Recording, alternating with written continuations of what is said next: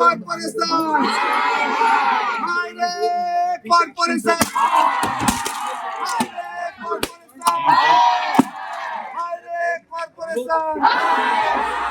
દર્શક મિત્રો, વડોદરા શહેરના પશ્ચિમ ઉત્તર વિભાગમાં આવેલા ગોરવા વિસ્તારની કેટલીક સોસાયટીઓમાં પીવાનું દૂષિત અને દુર્ગંધવાળું પાણી છેલ્લા કેટલાય વખતથી આવી રહ્યું છે.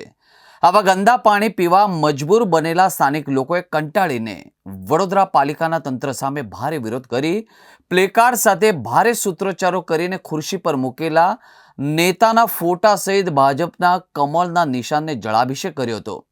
દર્શક મિત્રો, ઉલ્લેખનીય છે કે વડોદરા શહેરના પશ્ચિમ અને ઉત્તર વિસ્તારમાં ગોરવાની કેટલીક સોસાયટીઓમાં છેલ્લા કેટલાય વખતથી દુર્ગંધવાળા ગંદા પાણી પીવા માટે સ્થાનિક લોકો મજબૂર બન્યા હતા.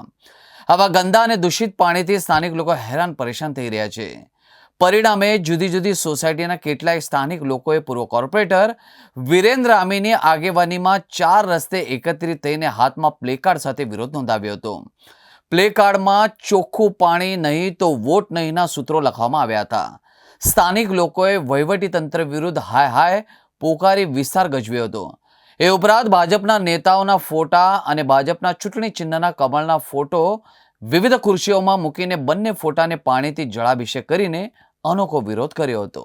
पानी आपो पानी आपो पानी आपो पानी आपो चिराग बारोट નું જલાભિષેક पानी आपो पानी आपो ભારે સૂત્રોચ્ચાર કરીને આજે વિરોધ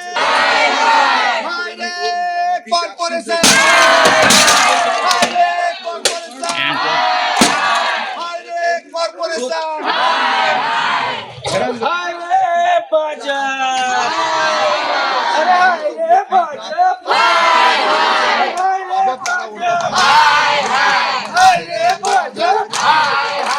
समस्या हमारे गंदा पानी नहीं तो छेल्ला 6 महीना थी है, गटर नहीं तो छेल्ला 10 वर्षથી છે એવું કહીએ તો પણ ચાલે.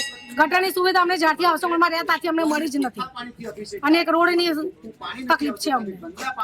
અમે ગંદા પાણી કોર્પોરેટર ને એમએલએ ઉપર અભિષેક કરીને કર્યો છે અને માટલા ફોડ્યા છે. વોટ કોઈને આપવા જ નથી, અધર કોઈને બી નથી આપવા.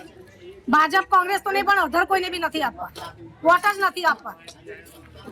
મારીને બગાડીશું એમને. ઓકે, એટલે માટલા ફોડીને આજે વિરોધ કર્યો છે. હા, માટલા ફોડીને વિરોધ કર્યો છે.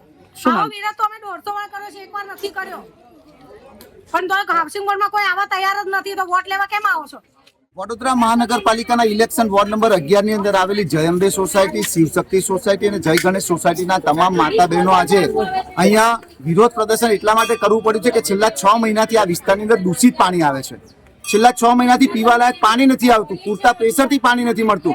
એક બાજુ આપણે સ્માર્ટ સિટીની વાતો કરીએ, 24/7 ના પાણીની વાતો કરીએ અને 1 કલાક પીવાનું પાણી નથી મળતું. ત્યારે આજે ભગવાનને જો અભિષેક કરાવવો હોય તો ચોખ્ખા પાણીથી કરી શકાય, પણ ચોખ્ખું પાણી નથી એટલે ગંદા પાણીથી આજે આ રાજનેતાઓ, એના ધારાસભ્ય શ્રી કેયુર રોકડિયા અને અહીંના ડેપ્યુટી મેયર, આ જ લોકોએ જીતાડેલા જે કોર્પોરેટર છે આજે ડેપ્યુટી મેયર બન્યા છે એવા ચિરાગભાઈ બારોટની પર ગંદા પાણીનો અભિષેક કર્યો છે.